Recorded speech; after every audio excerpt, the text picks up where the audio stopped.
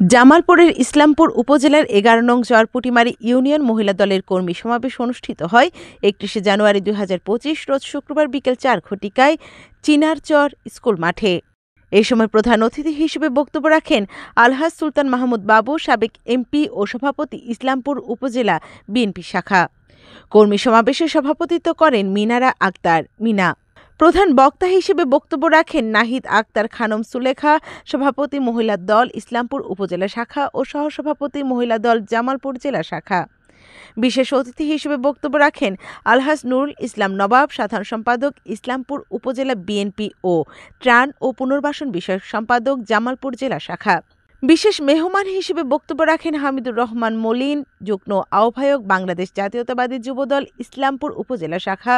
প্রিয় অতিথি হিসেবে বক্তব্য রাখেন আলহাজ শাহজাহান, সাবেক চেয়ারম্যান ও সভাপতি চরপুটিমারী ইউনিয়ন বিএনপির উত্তর শাখা।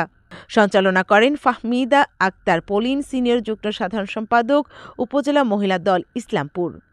চরপুটিমারী ইউনিয়ন মহিলা কর্মী সমাবেশ ইউনিয়ন বিএনপির ও উপজেলার সকল সহযোগী সংগঠনের নেতাকর্মীরা উপস্থিত ছিলেন। আয়োজনে বাংলাদেশ জাতীয়তাবাদী মহিলা দল ১১ নং চরপুটিমারী ইউনিয়ন শাখা। এবং আগামী দিনের ভবিষ্যৎ প্রজন্মের উন্নয়নের স্বার্থে আপনাদের ভূমিকা অগ্রগণ্য। কাজে আজকের এই দিনে এই মুহূর্তে আপনাদের সবার সুন্দর জীবন কামনা করছি। আজকে দেশনেত্রী দেশের বাইরে রয়েছে চিকিৎসার জন্য।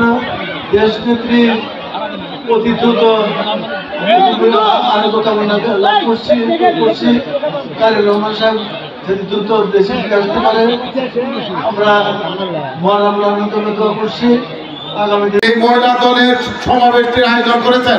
আমি আমার ব্যক্তিগত পক্ষ থেকে, আমার দল বিএনপির পক্ষ থেকে, আমার নেতা আলহাজ সুলতান মাহমুদ বাবুর পক্ষ থেকে আপনাদের আন্তরিক অভিনন্দন। ধন্যবাদ।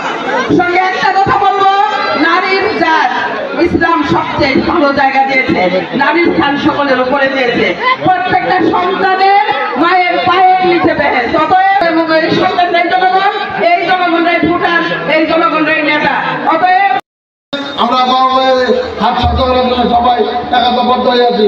এই বলে আমি আমার বক্তব্য